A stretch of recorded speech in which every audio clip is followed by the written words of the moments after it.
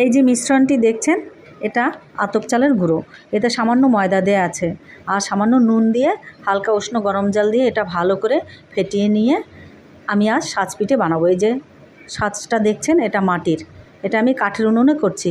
এই সাজ বাজারে কিনতে পাওয়া যায়, তো আমরা সবাই গ্যাসেই করি, তো গ্যাসে অতটা ভালো হয় না। আমি আজ বাবার বাড়িতে কাঠের উনুনে করছি। দেখুন আমি সুন্দর পিঠেগুলো হয়ে গেছে, তুলে নিলাম। এখন ছেলেকে খেতে দেবো, ছেলেকে দিলাম।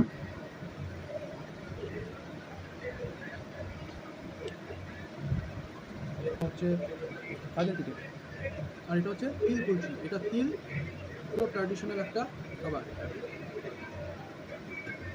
এখনকার দিনে অনেকেই এগুলো খাওয়া ভুলে গেছে, তবে মা বানিয়েছে আবার পুরোনো দিন একটু মনে করার চেষ্টা। দারুণ হচ্ছে, খুব সুন্দর লাগলো।